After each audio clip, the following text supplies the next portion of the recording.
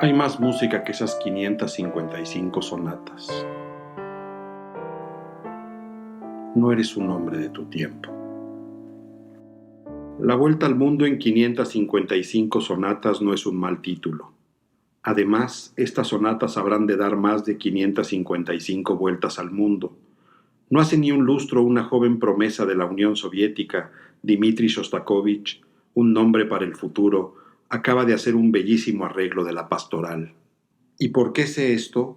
Porque soy un ilustrado ciudadano del mundo y de mi tiempo.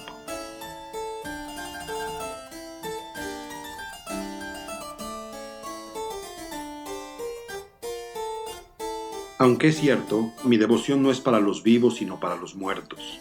¿Cuántas veces ha sonado en esta sala esta sonata y no es hasta ahora que puedo incluirla en la selección final? Sin método. ¿Cómo se puede terminar una guía definitiva sin método? Que de definitiva no tiene nada. Una cosa es componer y tocar las 555 sonatas, otra es grabarlas, una muy distinta y muy menor es comentarlas, ordenarlas, clasificarlas, conocerlas, trabajo no remunerado y tal vez inerte. Por otra parte, un selecto archivo melómano de 555 entradas no es poca cosa, sobre todo hoy en día que todos están locos de prisa y hasta los físicos que investigan el tiempo, hombres de avanzada, confiesan que no tienen tiempo. Esa es la narrativa que estructura toda ciencia ficción. Como el presente colapsa, el futuro yace en el pasado.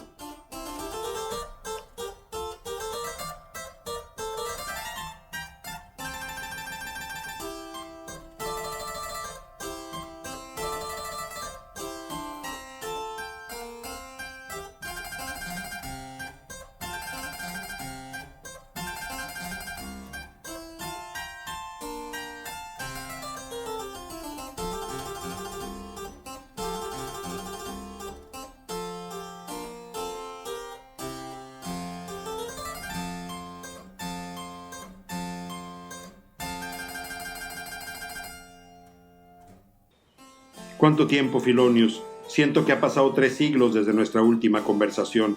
Hilas, querido, me da mucho gusto volver a verte. Pensé que ya no habría de saber más de ti. Te extrañé, querido amigo, como ahora también me extraña que no portes tus guantes. Es una larga historia que estoy seguro encontraremos el tiempo para contar. Pero antes dime, ¿qué ha sido de ti? Pues las cosas no han sido fáciles. Llevé tus enseñanzas por doquier y aunque fui escuchado, nunca fui seguido. La verdad es que fui visto como un vendedor de paradojas de puerta en puerta. Si te he de ser sincero, siento que el mundo siguió justo el camino contrario a tus andanzas. Y no lo digo como sermón, sino con la amargura de quien siente que ya ha perdido el tren. Verás, Filonius, siento que me apresuré a concederte algunos pensamientos. Sí, me sorprendió desde nuestro primer diálogo que aceptaras rápidamente que las cualidades sensibles como el calor no son distintas del dolor y el placer. Sí, exacto. Y me sorprende escuchar esta confesión de tus propios labios. Hay mucho de lo que dijimos que no fue sino nuestro tiempo hablando por nuestras bocas. ¿Qué pasa, amigo? ¿Te molestaría si comienzo lo que parecerá una retahíla de reproches? Necesito desfogarme. En lo absoluto, siempre comenzamos nuestros diálogos retomando los anteriores. No veo razón por la que deberíamos alejarnos de tan amable forma.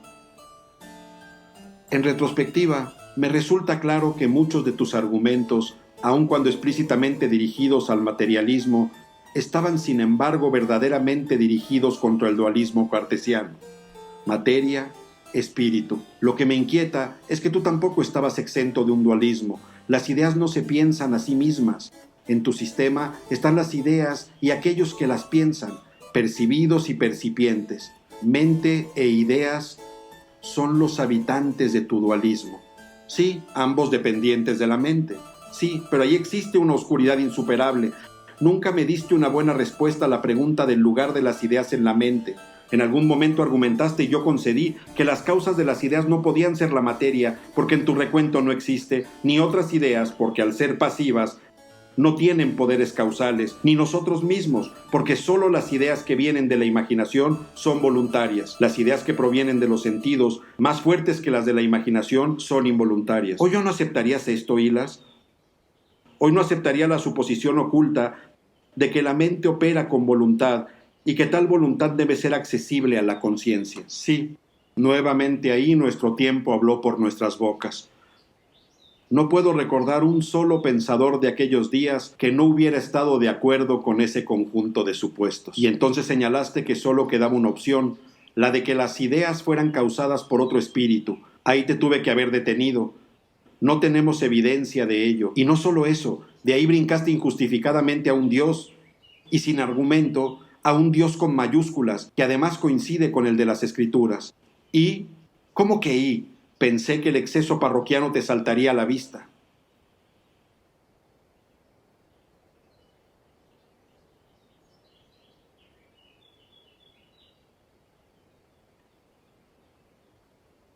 Para variar, sal de tus monólogos y cuéntame lo que piensas. Nada. Ayer Francisca dijo que no era un hombre de mi tiempo. Papatesa.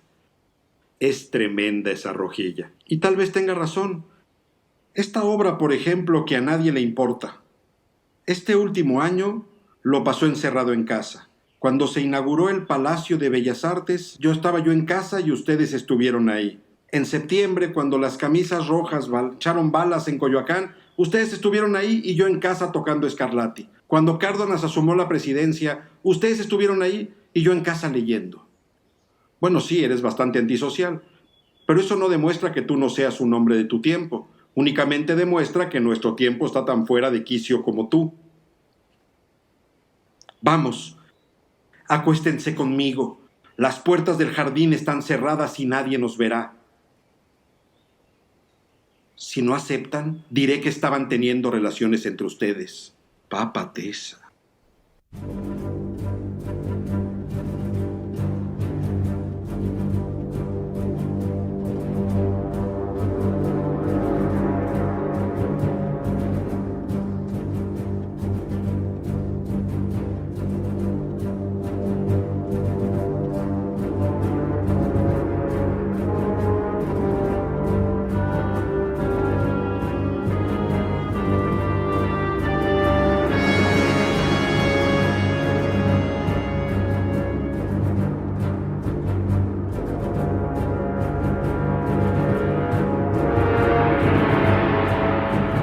Hay que gozar de la paz que no dura. Sé lo que quisiste decir.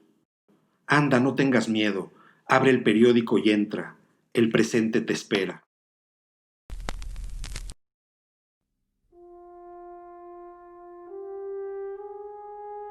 No, el presente puede esperar. Hay asuntos más urgentes, asuntos inverosímiles, irrelatables. ¿De dónde salió una mujer así tan fuera de su tiempo? Si hubiera accedido a su pedido, alguien, un jardinero, por ejemplo, nos habría descubierto y el resultado habría sido igualmente fatídico. Divorciado por faltas a la moral, desempleado por faltas a la moral, desterrado en mi propia tierra, exiliado en mi propio tiempo. Si hubiera accedido a su pedido y nadie nos hubiera descubierto, ¿qué hubiera seguido? A la merced de una ninfómana en una escalera de extorsiones no sigue nada sino la demencia, suicidios o asesinatos. Supongamos que hubiera accedido a su pedido, que nadie nos hubiera descubierto y que todo hubiera salido bien. Coaccionado, amenazado. Si en un día normal no puedo callar estos monólogos, no quiero saber lo que sería mi mente si guardiana de semejante episodio. Supongamos que no hubiera accedido a su petición y frente a su amenaza, antes que ella, yo mismo hubiera comenzado una campaña de difamación en su contra. Supongamos, por ejemplo, que hubiera colectado ese favor que me deben en la Castañeda y la hubiera encerrado. O pongamos por caso, no, basta de suposiciones. La verdad es que hice bien. Dejarse asombrar. ¿Qué otra cosa puede hacerse frente a una aparición extraordinaria? La verdad es que en cualquier momento Susana va a salir del baño y entonces... ¡Hola! Usted debe ser Francisca, encantada de conocerla. ¿Que quién soy yo? Pues yo soy Susana, o más bien su negativo bíblico. Tal vez Carmen Mondragón, mi maestra de pintura, le haya mencionado algo sobre mí. Estamos por fundar la Liga Feminista de Lucha contra las Toxicomanías. Ah, pero qué bien todo esto que me cuentas. Tal vez Nahui Olin te haya contado que por mi parte estoy investigando un caso fascinante, una Medea moderna. ¿Recuerdas que hace unos meses hubo un asesinato múltiple? Una mujer joven, María de Jesús Rodríguez, casada con niños, que se vuelve loca de celos, o así dice la crónica, y que cuando confirma el engaño o cree confirmarlo, asesina a sus hijos en venganza, a los 4, 1 año el más chiquito y 6 el mayor, 2 niñas y 2 niños. La detienen y la encuentran culpable, y que le dan 20 años. Pero ahí no acaba la cosa. Resulta que...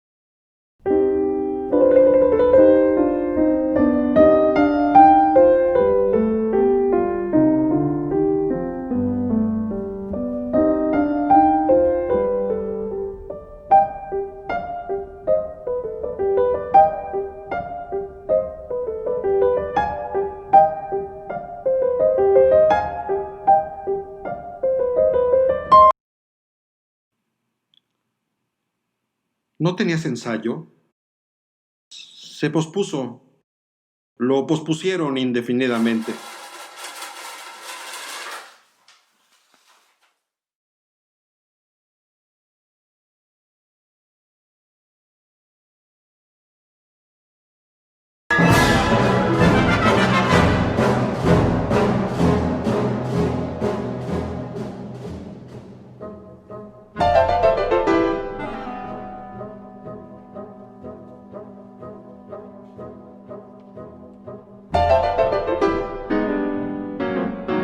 El Universal, 21 de diciembre de 1934. El dilema del socialismo, por Antonio Caso. Vamos a demostrar en este artículo que o el socialismo deja de ser materialista para merecer tal epíteto de científico, o es materialista en su genuina fundamentación marxista, pero entonces no puede merecer el calificativo de científico. En suma, oponemos al marxismo un dilema inflexible: materialismo o ciencia, fundamentación marxista o socialismo científico. La realidad, lo que es, ¿Es material o no material? ¿Ideal o no ideal? Es decir, hay realidades materiales como las piedras y realidades inmateriales como los pensamientos. Lo propio de lo material es ser en el espacio, o lo que es igual, el ser material posee como nota característica manifestarse en el espacio. Es obvio que las ideas no se manifiestan en el espacio, luego no son materia, luego hay realidades que al no tener las notas que reviste lo material, no son materiales. Pienso el número 2. El número 2 como pensamiento no dura ni se extiende en el espacio. Esto es absolutamente incontrovertible. Negar la realidad material es tan imposible como negar la realidad inmaterial. El pensamiento es real, la materia es real. El pensamiento es real, la materia es real. Ambos lo son, pero no son la misma forma de la realidad idéntica. De aquí nace el funesto error materialista. Como constantemente manejamos objetos materiales, padecemos de ilusión de pensar que todo es material y al leer la historia creemos que las cruzadas y el protestantismo se explican económicamente. Es obvio que hay elementos materiales y económicos en la historia, pero deberíamos meditar en que nuestros pensamientos, nuestra conciencia y nuestra voluntad no son materiales, sino precisamente inmateriales, aun cuando tengan por objeto aspectos de la realidad material. Nosotros mismos somos conciencia, pensamiento y voluntad, no la materia que utilizamos, sino la causa inmaterial, gracias a que la materia se pliega a la inteligencia y la acción. Este es el origen del materialismo como actitud psicológica, primero, y luego como concepción metafísica. Ilusión engañosa que nos veda averiguar la estructura de la realidad física, intelectual y moral. Vana especulación que nos oculta el mundo en todo su esplendor complejísimo. Sofisma empequeñecedor del hombre y su historia, con prolongaciones deplorables hacia lo moral y lo social. Nosotros pensamos que el socialismo, para ser científico, título con que él mismo se decora, debe abdicar ya de su actitud materialista. No vivimos en los días de Marx y Engels. Un siglo ha transcurrido de entonces acá y en el espacio de un siglo las ideas se mudan, las instituciones cambian, las costumbres también se transforman a punto que hoy los mismos socialistas conscientes se vuelven la vista hacia la filosofía moral de valor y dicen con Radbruch: el socialista profesa el socialismo no porque lo sepa inevitable, sino porque percibe como injusto el estado social contemporáneo, como explotación y opresión, y en cambio contempla el orden socialista como una exigencia de la justicia. La justicia. Uno de estos pensamientos, una de estas realidades inmateriales que sin ocupar un sitio en el espacio mueven a través del tiempo la historia. El materialismo histórico es intrínsecamente falso, como que según la acertada expresión de un pensador, es el estercolero en que se abona la filosofía.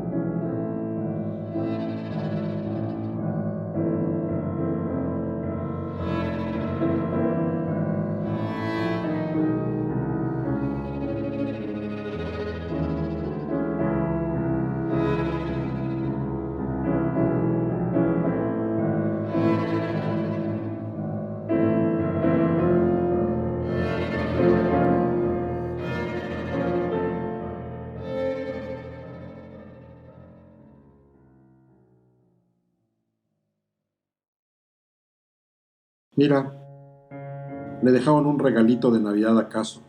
¿Quién? Mi tocayo. ¿Zamora? Sí, un dilema sin cuernos. ¡Ja! A ver, pásalo.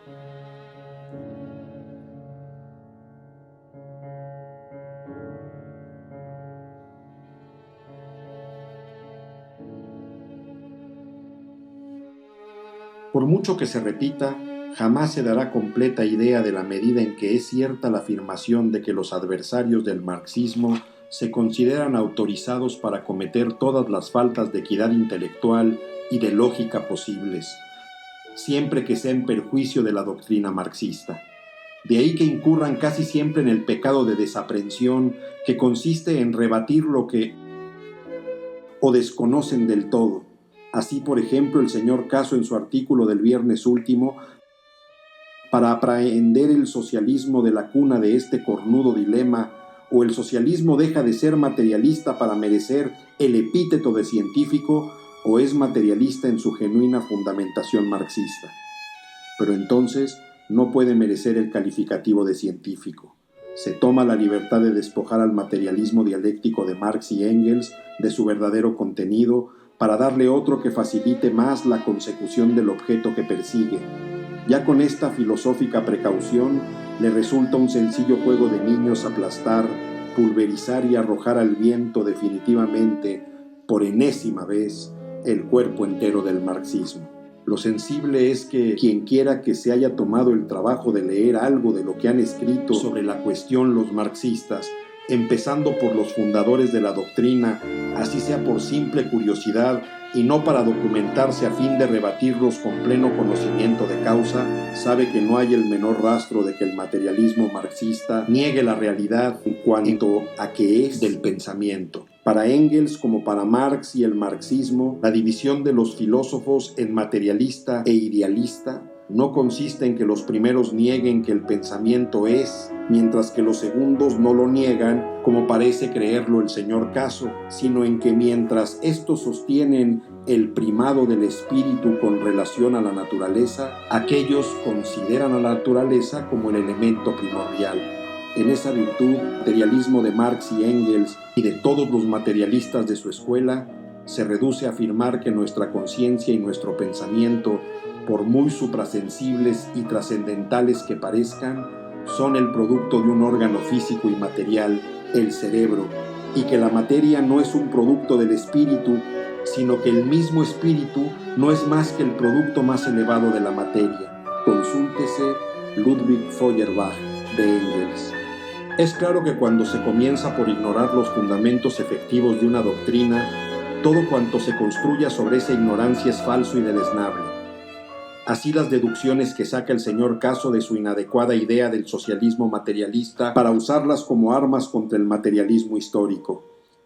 Y lo mismo ese pase mediante el cual salta el señor Caso de su posición marxófoba de idealista teórico para adoptar la de idealista práctico a fin de trompetear su cólera profética.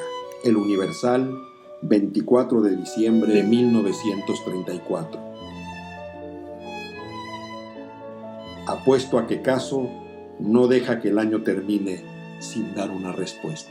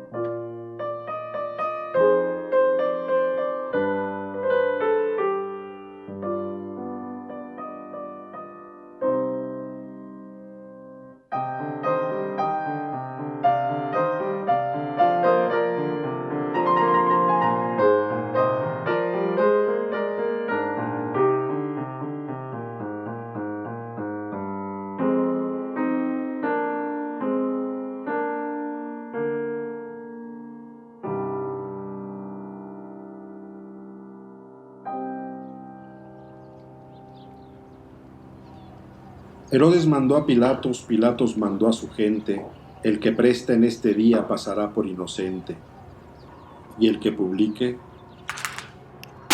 más.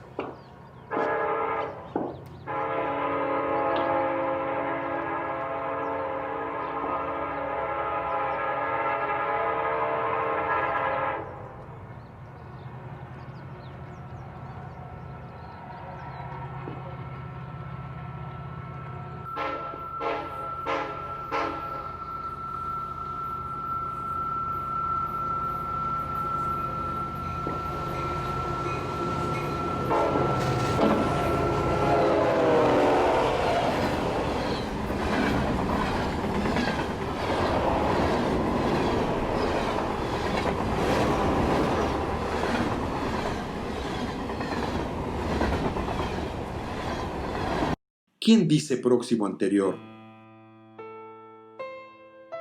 Señalamos la contradicción flagrante entre socialismo científico y su fundamentación materialista. La primera contradicción aludida es, pues, entre ciencia y materialismo. La segunda, que hoy analizaremos, resulta todavía más grave que la primera porque es intrínseca. Esto es, se puede probar que aún admitiendo el materialismo histórico como algo no científico, media evidente oposición entre el principio materialista del sistema y su método dialéctico. Considerando la primera contradicción apuntada, podría decirse, en efecto, el materialismo histórico no es científico, pero subsiste en su totalidad como una especulación, como un credo. En cambio, nada podría alegarse para desvanecer la segunda objeción que oponemos aquí y ahora a los marxistas. Marx fue un eminente discípulo de Hegel. De tan preclaro filósofo tomó el método dialéctico que Hegel había aplicado ya con antelación a la inteligencia de la historia en sus célebres lecciones sobre filosofía de la historia universal. El método dialéctico hegeliano consiste en la síntesis constante y evolutiva de la tesis y la antítesis. Toda idea aislada, dice Hegel, es falsa. Representa solo una parte más o menos considerable e imperfecta de la realidad. Exige su complemento, se convierte en su negación. Ahora bien, que coexistan dos negaciones resulta imposible. Toda idea encuentra en una idea superior la afirmación de lo que contiene de verdadero y la negación de lo que de falso contiene. La síntesis es a la vez afirmación y negación de la tesis y la antítesis. Pero a su vez, la síntesis, que es una idea como aquellas misma cuya contradicción resolvió, tiene su antítesis en una nueva idea que junto con ella se resuelve en una síntesis superior, desde la idea de ser puro o concepto abstracto hasta la idea absoluta que lo abarca todo. Hegel pudo atreverse a construir dialécticamente el universo, porque el pensamiento de la existencia es, según la frase sublime del filósofo, la existencia misma que piensa en nosotros. En este sistema todo es ideal. Nada puede existir que no sea idea. Por esto, puntualmente se le llama idealismo absoluto. Un dialéctico idealista es un filósofo plenamente capaz que podrá ser discutido en sus conclusiones, pero no en lo que respecta y concierne a la unidad profunda de su pensamiento creador. En cambio, ¿qué se pensará de un filósofo que acepta la dialéctica hegeliana, que trata asiduamente de la afirmación, la negación y la negación de la negación, pero que sustenta como principio el materialismo? ¿Cómo será posible aunar sin contradecirse el fundamento materialista con la dialéctica idealista? ¿Por qué arte de encantamiento vamos a hacer que la materia, realidad distinta de la idea, se dialectice en tesis, antítesis y síntesis? Parece imposible afirmarlo. Pues bien, Marx es el autor de este maravilloso acoplamiento, de este contubernio ininteligible entre la metafísica materialista, pobre esclava, y la noble dialéctica hegeliana. A través de Feuerbach recibió la doble herencia imposible, materialismo dialéctico. De aquí se originó la contradicción insuperada e insuperable. Los idealistas pueden, sin mengua, devanar su idealismo metafísico en las sutiles y elegantes mallas de su lógica fundamental. En cambio, los materialistas no podrán nunca explicar satisfactoriamente cómo la materia se conjuga en tesis y síntesis. En ideas, al conjuro de quién sabe cuál embrujado artificio. Por tanto, concluimos afirmando: materialismo o dialéctica, pero no materialismo dialéctico. Veas el contrasentido intrínseco del pensamiento de Marx. Su solo enunciado debería convencer de falsedad a los marxistas conscientes. Marx necesitaba demostrar por medio de su teoría sociológica que el socialismo es una necesidad de la historia universal, algo que tendría que ser como producto indeclinable de la superación de la sociedad capitalista. De aquí su entusiasmo por la dialéctica de Hegel, que enuncia en términos lógicos la evolución cósmica y cultural. El socialismo, el colectivismo, no será entonces un puro sueño de justicia y humanidad, sino algo que se entraña dialécticamente en el pasado de las colectividades humanas. A esta organización se va tan indeclinablemente como cae una piedra en un pozo o arde la yesca como la chispa del eslabón. Marx se atrevió a poner a los Pegasos de Platón y de Hegel el tosco freno de su materialismo histórico, mas las nobles cabalgaduras mitológicas sienten ya que una mano interesada quería gobernarlas y, conscientes de su raza, arrojan lejos de sí al jinete advenedizo que soñó domeñarlas, sin ser, como aquellos ilustres filósofos, morador del Olimpo. Así pasará siempre que algún materialista pretenda servirse del idealismo, porque la dialéctica es el método genuino del pensamiento puro, no la obra de quienes sustituyen a la justicia, la guerra, a la idea, a la materia y al dúctil determinismo de la razón, la fatal coacción de la fuerza. Post-scriptum. Estos dilemas contra el materialismo histórico y no histórico han sido objetados en las páginas del Universal. Reza el proloquio castellano de "No se ganó Zamora en una hora". Pongamos que en una hora no se haya ganado. Ya procuraremos en un artículo próximo averiguar si los cuernos de nuestros dilemas no hieren o si tienen valor suficiente para ayudarnos a triunfar en el asedio de la plaza sitiada.